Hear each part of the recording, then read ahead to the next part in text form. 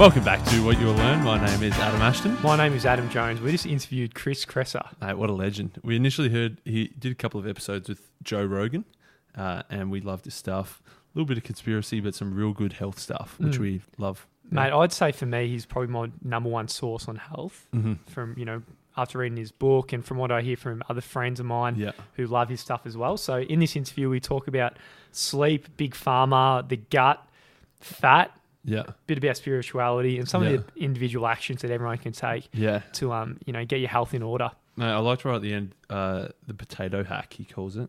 I'm getting on it. I think it's good shit. Yeah. Get on it, man. Chris Kresser. The Crest man. Crest.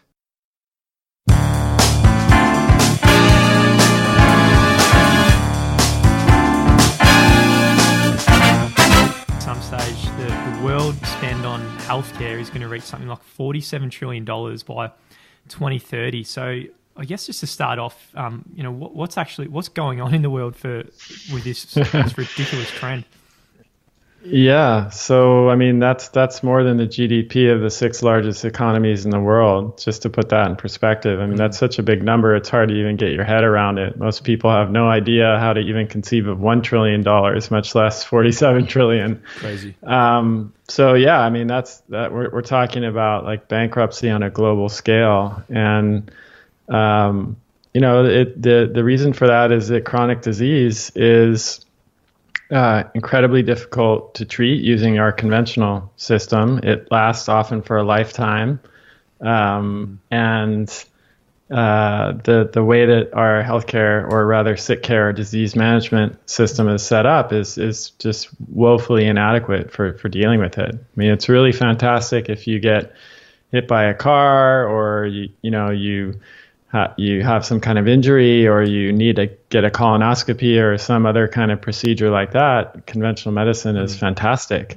And, we should be grateful for all of the advances that we've had over the years, antibiotics and, more sanitary conditions in the operating room that prevent infections, and, pretty remarkable technologies that allow us to do things like reattach limbs and, do organ transplants. And it's amazing. It's incredible. And we should be grateful for that. But trying to use those same methodologies that were really designed to treat acute emergency problems to address chronic disease is a bit like, using a hammer to screw in a screw. It's just, it's the wrong tool for the job.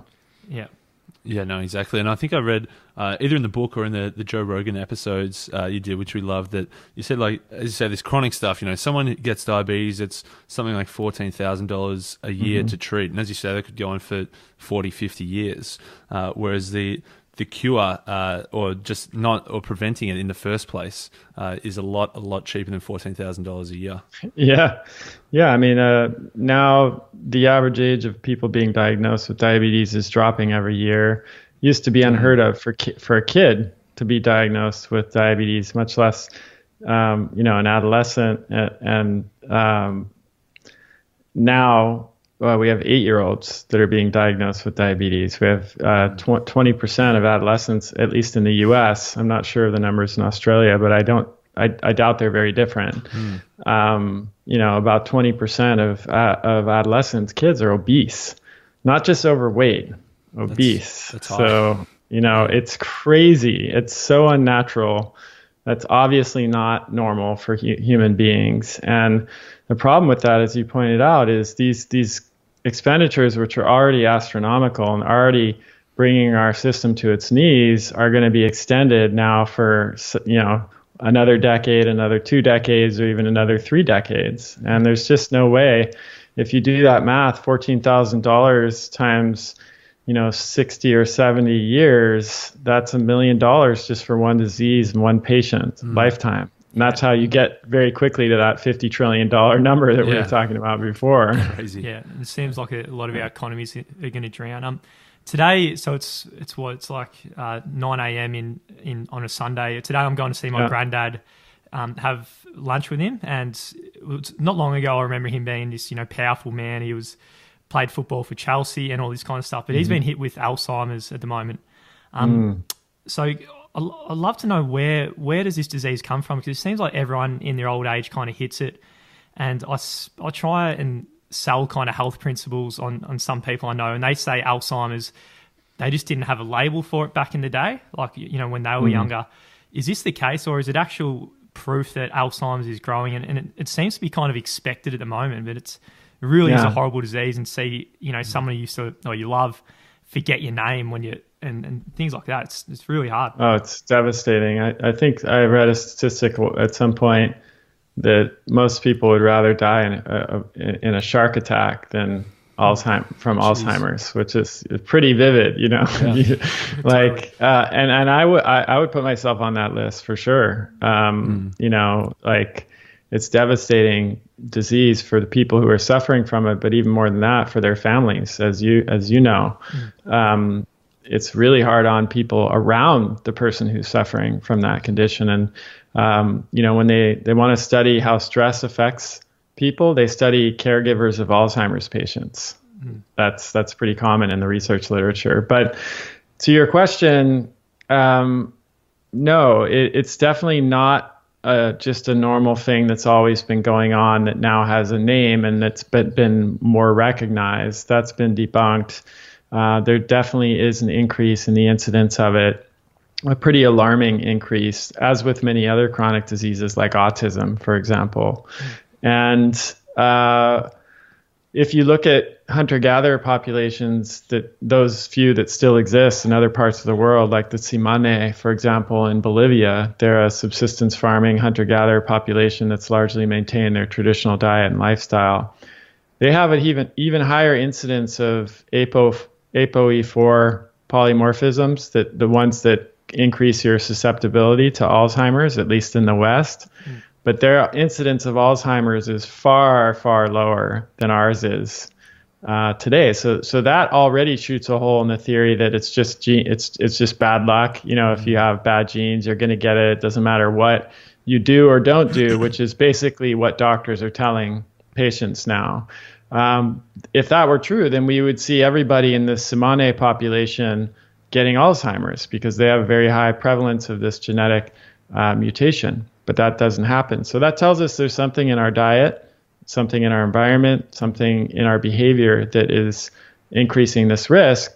You know, you could look at that as bad news, but I look at that as good news, because that means there's actually something that we can do to prevent it and maybe even reverse it once it's started. Have you heard of Dale Bredesen's book on Alzheimer's? I have not. Yeah, so you'll probably be going to buy this right after I tell you about it, totally, because he is a doctor who has spent his entire career treating, you know, and studying Alzheimer's from a conventional perspective. He was very conventional doctor and was, you know, working in the lab, and also working with patients at UCLA.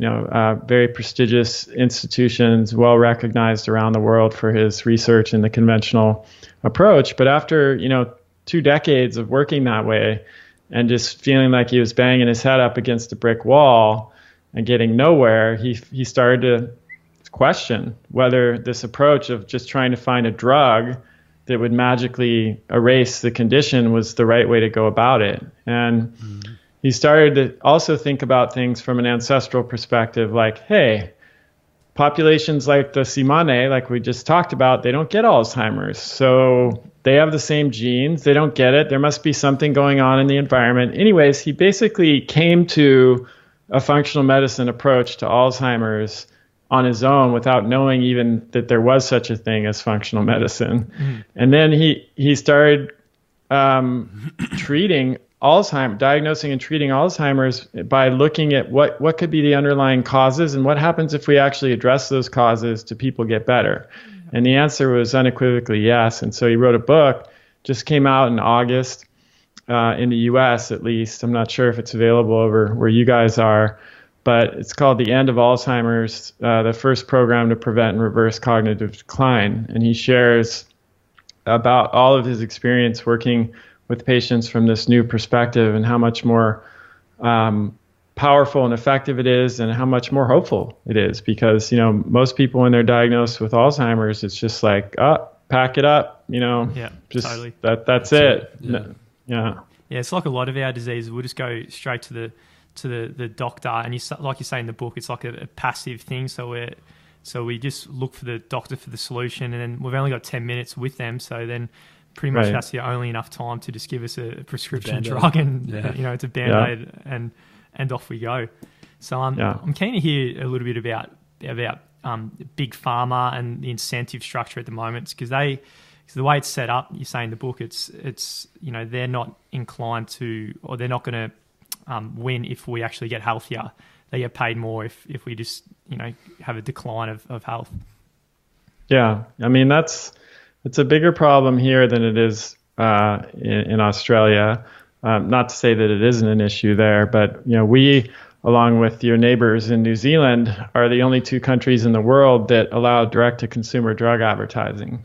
So you can open a magazine here, and you see the first 10 pages are like full page spread advertisements for Viagra or whatever other drug that they're selling. And then what happens is you get patients going into the doctor saying, I want that drug, even when it's not appropriate for their condition. And doctors often end up prescribing it because they just get worn down. So we have a lot of weird stuff here in the U.S. where the pharmaceutical companies have a lot more influence than they need to or should compared to other countries in the world, even other industrialized countries. And the result of that is that big pharma has an incredible amount of sway over decisions that are made, from a public policy perspective. They spend, let me see if I remember the number off the top of my head, $250 million a year lobbying Congress. And to put that in perspective, the gun lobby, which gets a lot of attention, in the U.S., the NRA and other associated organizations that are lobbying for gun rights, they spend only $10 million. What? So, yeah, the big pharma is spending 25 times more than the gun lobby to make sure that legislation that is favorable to them gets passed. And a recent example of this is that I'm sure you've heard of the opiate epidemic here in the U.S., where opiate addiction is just really on the rise. It's killing, a really sad, extremely devastating number of people all across the U.S., but particularly in the Midwest. And there are pharmacies in small towns like in West Virginia that are ordering an unbelievable number of opioid pills. They have a population of like 10,000 people, and they're ordering hundreds of thousands of opioid pills. And it's very clear what's happening, right? That, people are doctors are giving out prescriptions more than they should. There's some probably unethical doctors that are doing it for money. And there was a movement to pass legislation that would make that impossible, that would regulate more the prescription of opiates so that we could save some lives and keep people from getting addicted to these drugs. And the pharmaceutical lobby basically blocked that. They did what they do, and magically that bill disappeared. And there was no justification for that. There's no viable reason that should have been blocked other than money. And that's that's one of the biggest obstacles we face to the plan that I laid out in the book, because these are deeply entrenched financial interests. That the pharmaceutical industry is second only to the oil industry in the U.S. in terms of the amount of profit they make each year. So they're not going to just roll over and play dead, and give that up. But at the same time, the fact that in Australia and in the UK and in Scandinavia and many other industrialized, countries around the world don't have big pharma doesn't have that influence, and ultimately the people do make the laws. So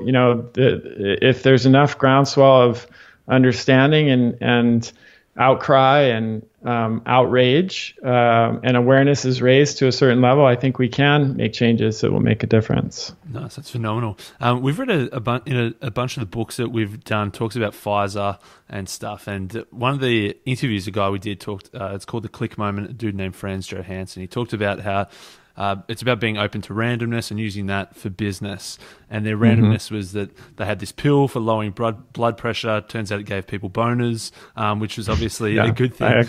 But I liked it. A different take on it that I heard you talking about was that they actually then went and invented a disease. They hired an advertising agent to create erectile dysfunction. And then people thought, I need a pill for that. Yeah, this is a phenomenon called disease mongering. And there are actually studies about it. You can Google it. It's a term. The definition is that the practice of widening the diagnostic boundaries of illnesses and aggressively promoting their public awareness in order to expand the markets for treatment. So it's crazy. So and there are books written on it. I've read several papers on it, and as I was talking with Joe Rogan about it, basically about 20 years ago, and there's even a CEO from Merck that's quoted publicly saying this, but they realized that the market for selling drugs was getting saturated because they had produced many of the drugs for sicknesses that they could produce, and they realized that they were kind of reaching the limit of that. I mean, certainly there would be new sicknesses and new drugs, but they kind of understood that there wouldn't be a game-changing increase in revenue unless they figured out how to sell drugs to healthy people. Because, there's way more healthy people than there are sick people, or at least, I'm using air quotes for healthy, but, people who aren't taking drugs for chronic illness. And so the key was to break into this new market. It's almost the equivalent of like Google going to China or something. All of a sudden there's billions of people that you can sell to that you weren't selling to before. But, healthy people don't think they need to take drugs, right? They're healthy. Why would they take a drug? So the way that you answer that question is to create new conditions and then make healthy people believe that they're suffering from them. And then you can sell drugs for those conditions. And so erectile dysfunction is one of the most notable examples of disease mongering. Another example is ADHD and ADD. Now, that doesn't mean that there aren't legitimate symptoms of ADHD and ADD. And of course, it also doesn't mean that people don't suffer from erectile dysfunction. But the lines start to blur. You start to, let's take a child, for example, who is just a high energy kid who's really precocious and smart and is in school and is bored out of his brain because it's not challenging him. It's not what he's interested in doing. And he's being asked to sit in a row of desks, and like as soon as he gets interested in something, the bell rings and he has to get up and go to the next thing just because somebody tells him, that's a totally artificial system. And if a kid doesn't fit into that, he's diagnosed with ADHD, like that's the part that's disease mongering. That may be a normal response to that kind of system for a kid like that, but it's turned into a pathology. So there are lots of other examples, but they've been very successful. And they, like you said, they do hire advertising agencies to create these conditions and then market them to the public. That's absolutely crazy. Absolutely crazy. One of the things you talked about a lot is returning to an ancestral way of eating and lifestyle. And I like that you talked about paleo, which is probably a good way to summarize it, but it's also got a lot of negative stigma attached to it. And people probably have met someone who's ramming some paleo something down their throat. As I get a bit of a paleo stuck in my throat now. Can you tell us your version of paleo and what it means to live ancestrally and eat ancestrally? Yeah, it's pretty simple, really, and it's just that all organisms and animals on the planet evolved in a certain environment, and they're adapted to survive and thrive in that environment. And when the environment changes faster than their genes or their biology can adapt, you get a mismatch. And that mismatch is the fundamental cause of all human disease, and all disease in any animal. So for just, again, to use an example, cats are carnivores in nature. They only eat meat. They don't eat salads. They don't eat grain-based kibble. They eat meat. That's what their digestive tract is designed for. That's the environment they evolved in. And if you feed a cat kibble, cat food from the pet food store that has grains and other stuff in it, they will survive, but they won't thrive because their digestive system is not adapted for that. And when you go in now to a pet food store, at least in the States, all of the premium cat food is meat only or raw meat, because veterinarians have realized this. And they know that cats will be healthy if they're eating a species appropriate diet, is one way to think about it. So what is the human species appropriate diet? How do we figure that out? Well, we look at groups of humans that are still living their traditional lifestyle, like the Tsimane that I mentioned before, but you also have the Hadza in Africa, which are often considered to be the last really truly remaining hunter-gatherer culture in the world. You have the Kitaba, which are closer to you guys in the South Pacific. You've got the people in the Tukasenta in the Papua New Guinea Highlands, which is also near you. You've got the Ache in Paraguay. So you've got these groups of people all around the world, and without exception, they ate some combination of meat and fish, fruits and vegetables, nuts and seeds, and lots of different starchy plants. It varied from place to place. Sometimes they ate more fat, sometimes they ate less fat, more protein, less protein. But what they weren't eating was cheese doodles, cookies, cakes, candy, pizza, chicken nuggets, bread, all of the foods that now make up the majority of calories in the American diet. But it's not just about diet. It's also about things like physical activity, sleep, exposure to light, stress. And when you look at these traditional cultures, they didn't sit for long periods. They're naturally active throughout the day.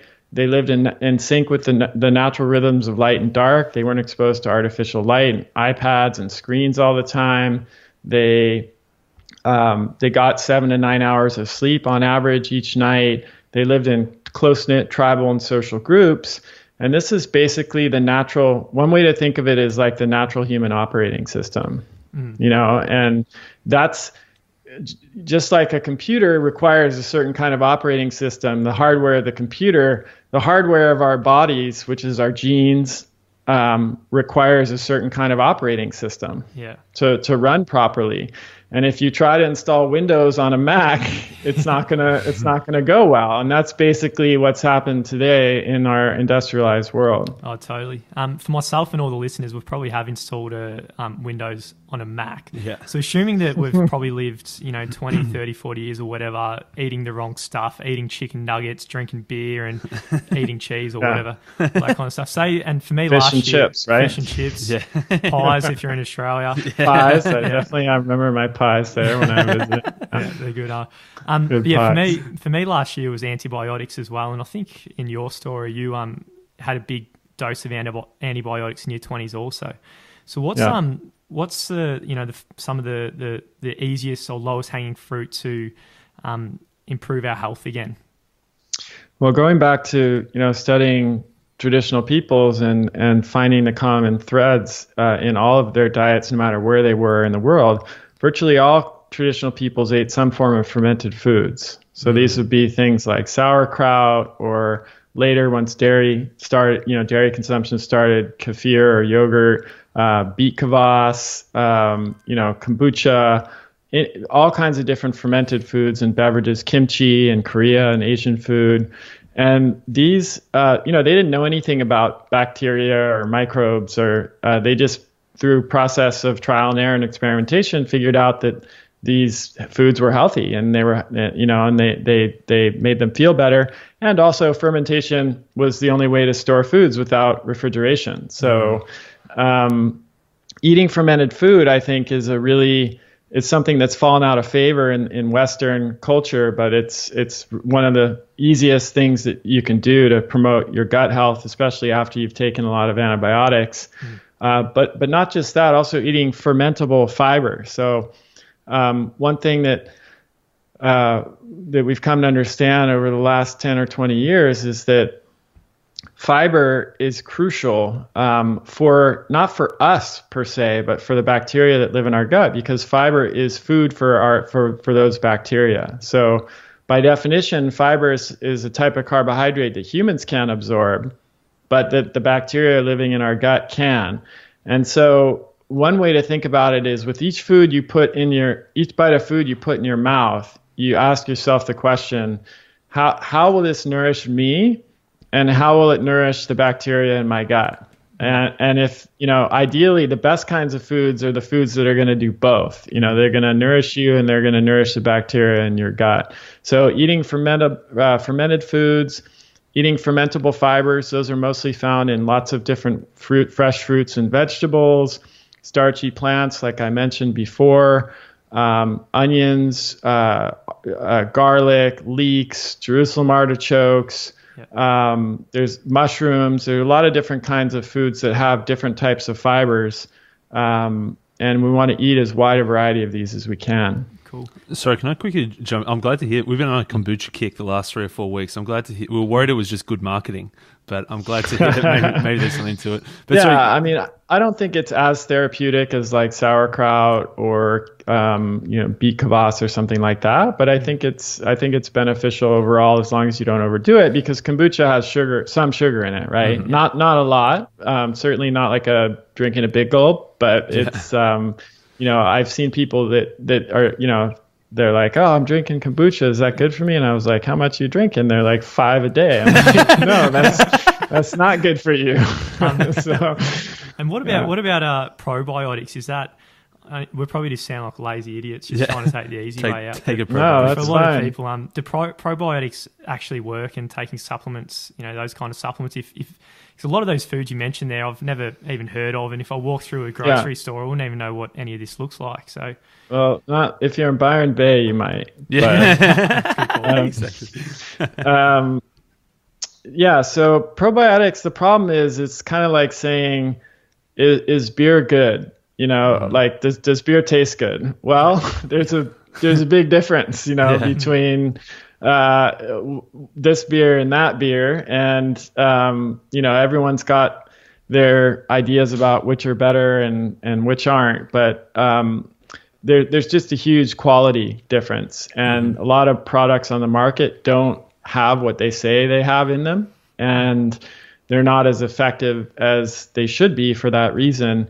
The other issue, at least for me, is that I know that you guys, I used to treat patients from all over the world. I don't accept patients internationally anymore, but when I did, and I had patients from Australia, a lot of the products that I recommended from here were not available there. So it's a little harder for me to make specific recommendations. But and it's one of the reasons I come back to fermented foods, because number one, they're cheaper. Mm-hmm. Number two, they actually tend to have much more probiotic organisms in them. Like a glass of kefir, for example, has trillions of microorganisms versus billions or maybe hundreds of billions in some of the more powerful probiotics.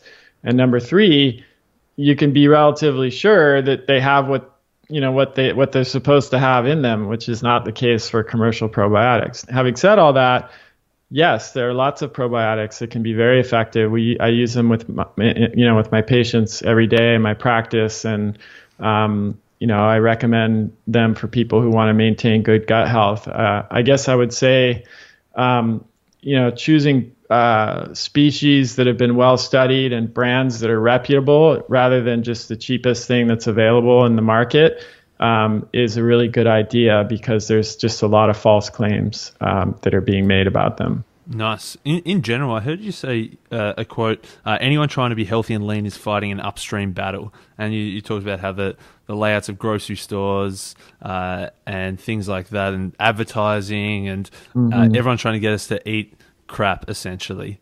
So what are some of the ways that I guess... It's even deeper than that, because... human beings evolved in an environment of food scarcity. So what that means is our entire operating system, again, is set up to prevent us from starving, because that was the main threat for a vast majority of human history. It still is in many parts of the world, right? You know, we're fortunate. We live in the industrialized world. Food abundance is a bigger problem for us now. But in most places in history, and even still today, food scarcity is the biggest problem. So we have all of these mechanisms in our brain to protect us against starvation. So we seek out highly rewarding, calorie-dense foods because, from an evolutionary perspective, the people who are most successful at bulking up and eating those calorie-dense foods would be the ones who would be most likely to survive a famine and, you know, pass their genes on to the next generation. So that's all well and good when you're living in an environment of food scarcity, but it backfires on us when you've got, you know, a supermarket on every corner, or a, you know, pie shop or fish and chips shop, and, you know, a liquor store on every corner. Like that's a horrible setup, because it's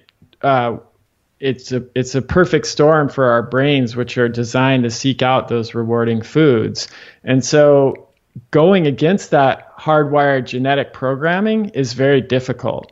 It's not, you know, I often tell my patients who are struggling, it's not about like, you're weak, you don't have willpower. You have to understand that you're fighting against survival mechanisms. You know, it's for your body thinks that it's going to starve. You know, that's the level that you're up against. And of course you're not, but your body, you know, this is a deeper thing. This is like limbic system, lizard brain kind of stuff. It's not like at the level of conscious thought. So what that means is we have to be very smart about how we set up our environment, our food environment.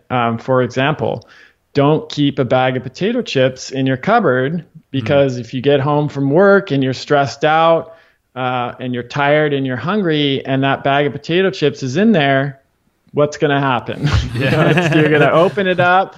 You're going to start looking at your iPhone or your iPad, and you're going to be eating those things. And before you know it, they're going to be gone, because they are actually designed to get you to eat all of them. And these companies have food scientists that understand all of the brain mechanisms that lead to consumption of food. And they make sure that their packaged foods hit every single one of those buttons that's going to make you overeat.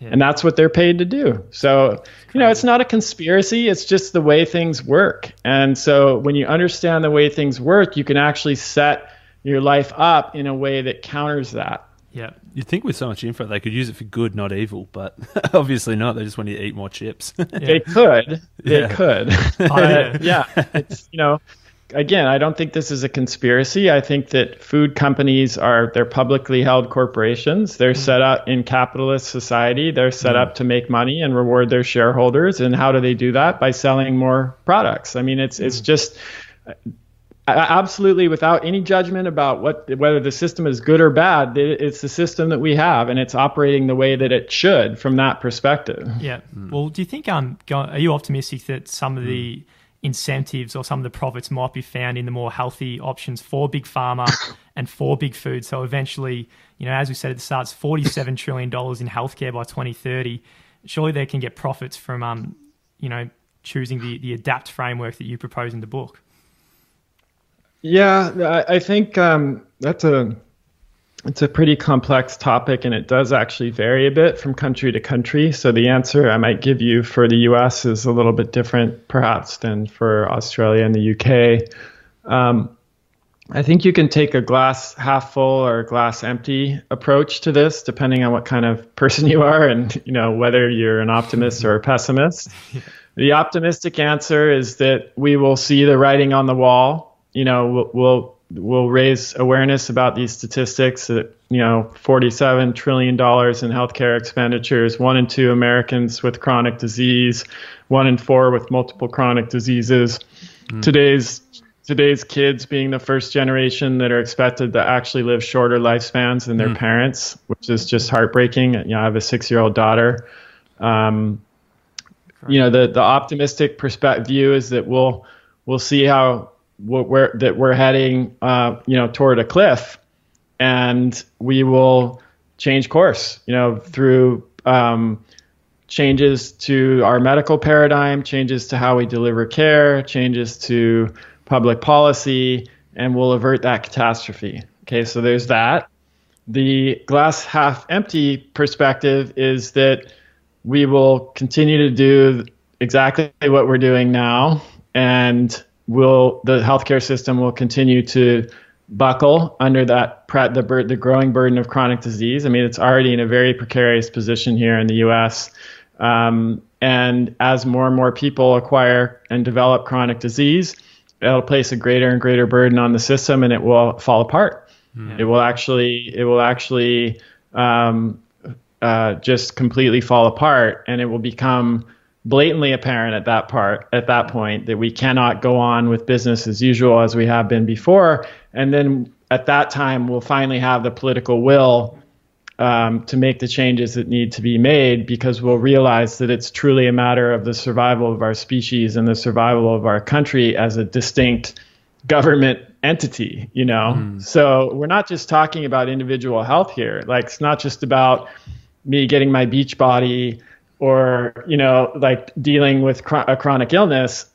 For me, it's about the survival of governments, the survival of states as we know them. It's about the survival of our species, perhaps. Like, we're seeing alarming declines in sperm count in males over the past 20 years. And if we can't procreate as a species, then that's game over. Nothing else matters. So I want to emphasize the seriousness of this problem. It's not just an individual problem. It's a social and even species-wide problem and challenge that we're facing. Yeah, that's powerful stuff. I hope it is that we realize before it's too late, before it's a necessity. But I don't know.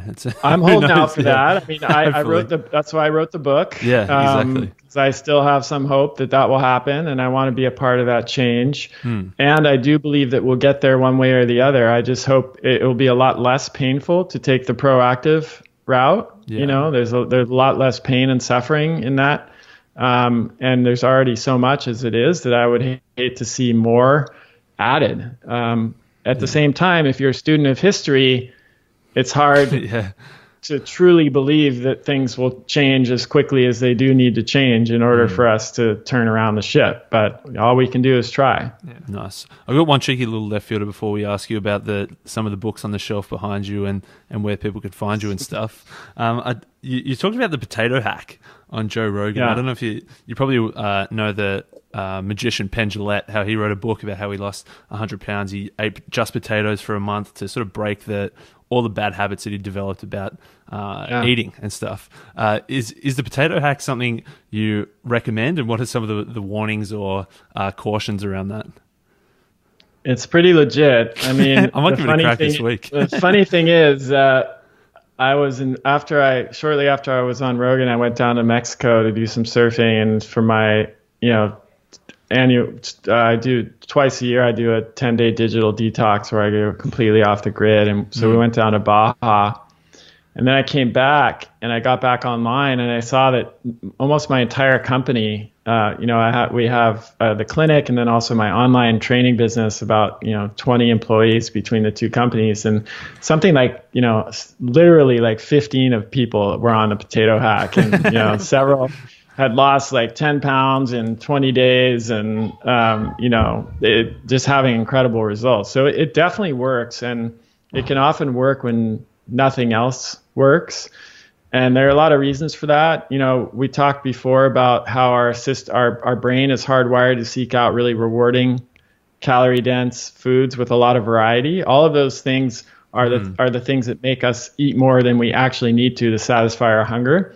When you eat plain potatoes, you're short-circuiting all of those mechanisms. Like, and again, to use an example, imagine 2 plates of food next to each other. On one, you have just steamed potatoes with no salt, no fat, nothing, just steamed white potato. And on the other, you've got potato chips, you know? Yeah. Goes without saying that for most people, for the potato, they're just going to eat only as much as they need to satisfy their hunger, not a bite more. Yeah. But the potato chips, even if you've already had a full meal, a lot of people will just eat the whole plate of the potato chips because that's just how it goes. And so, but the other thing is when you cook the potatoes and cool them, which most people do, when they're doing this diet, they make a huge batch of potatoes on Sunday, and then they just eat those throughout the week, put them in the fridge, heat them back up maybe. When you do that, resistant starch forms, and resistant starch is a fiber that feeds our beneficial gut bacteria. So I think the other reason that the potato hack works is it's like a gut reset. And we know that the gut, of course, is really important in terms of weight regulation. So it's legit. It works. It works when nothing else will work. If you do it, and you're going to do it over an extended period of time, taking a high quality multivitamin is probably a good idea. I think there are strategies for doing it different ways that might make more sense. Like there's a version called potatoes by day where you just eat potatoes for breakfast and lunch, and then you have a normal dinner, with your family or your girlfriend or your boyfriend or, so that way you can have kind of a more normal social existence in the evenings, and then just during the day when you're busy and you don't have to want to worry about food, you just eat the potatoes, and that's a good way of doing it. Another way of doing it is just doing like 2 days a week, 2-3 days a week. You do Monday and Tuesday or something, and you could expect for some people to lose anywhere between 1/4 pound and 1/2 pound per day of doing the potato diet. So if you do the potato diet 2 days a week, then, if you're on the top end of that scale, you might lose 1 pound a week. And so if you did it over a year, you could lose 50 pounds, which is pretty significant. So it doesn't have to be super fast and concentrated. You can spread it out and just make it more sustainable. That's huge. Get on it, Ashley. So you got a huge bookcase behind you with a bunch of books. What books have been influential on your career or and your life, I guess, and your work? Mostly books that are not about health, actually. Nice. I would say, I read very few health books. I mostly read studies, the original studies. I have several RSS feeds. I don't know if people even know what those are anymore. I'm probably giving away my age here, but basically it's a way of getting alerted when new studies are published on topics that I'm interested in. And so I have, I read a ton of original research, and then I read some blogs that you guys probably haven't even heard of that are just from scientists and researchers that I know in the community that write about their research. That's mostly how I get my health education in, more so than popular books. But I read pretty widely across a lot of different genres. Right now I am reading Leonardo da Vinci's biography, by Walter Isaacson, which is he's just an incredible innovator, inventor, dreamer. I read Einstein's biography shortly before that. Same thing to be said about him. I'm reading a book called Irresistible about the rise of addictive technologies like the internet and smartphones, which is terrifying. And, frankly, it's affecting me probably more than just about any other book I've read recently. I read books on cosmology. I recently read Brian Greene's book about the multiverse, 7 different theories about the multiverse. Nice. I read books about physics and astrophysics, poetry, just a whole, mostly nonfiction, occasionally some fiction. And I find that reading across those different genres really makes me think about things in a different way and opens my mind to other possibilities that I might not be thinking about if I was, just reading health books or just reading fiction. That's awesome. I think that's a good recommendation. There's a few books to add to our list off the back of that. We're heading to Indonesia soon, so we're going to try and avoid that 10-year disease. Don't go to Lake Kiki. No. You can go there. Just don't. Just keep your fingers crossed. It was an unusual situation, but I'm sure you guys have heard of plenty of people, Aussies, getting sick in Indonesia. Oh, for sure. Thanks so much for your time. It was phenomenal. Whereabouts can people find more about you and the work you're doing and the revolution that you're building? So my main website is chriskresser.com, and that's where I've got a ton of free ebooks and articles about maintaining your individual health, treating chronic disease, optimizing your lifespan, your performance. For practitioners that are interested in training in this approach that we've been talking about today, addressing the root cause of disease rather than just suppressing symptoms and putting Band-Aids on it. KresserInstitute.com is my training organization, and we have a program for licensed clinicians like medical doctors and naturopathic physicians, nurse practitioners, etc. We actually have had a few Australian physicians go through the program, which is great. And then next year, I'm launching a health coach training program, actually, because I believe that health coaches are going to be a crucial part of how we address chronic disease. Because, as I said before, chronic disease is basically a diet, lifestyle, and behavior problem, and a mismatch between our diet and lifestyle and behavior and our genes and our biology. And so the best people really to address that would be health coaches. There'll never be enough doctors to address it, and they don't have time to do it. So we can train health coaches pretty quickly to do that. So that's KresserInstitute.com. And then my book is at unconventionalmedicinebook.com. And you can actually download the first 3 chapters for free. We have been working on a document for a while, and it's our top 50 books of all time. And it's ready. That's it. You can grab our top 50 books where we've ranked our favourite and most impactful books that we've read so far. And, a bit of a spiel on each one. And you can grab a copy for yourself whilst you're in there. And it's a phenomenal document, I reckon. Most of the books we haven't reviewed yet. So I reckon your reading list will be popped up by a few after reading that one. Exactly, man. We won't give away too many spoilers, but there's some absolute juggernauts in that top 50, as you would expect. Yeah. Head to whatyou'll learn.com/top50. And you can download that report of the top 50 books of all time, 2018 version. All free.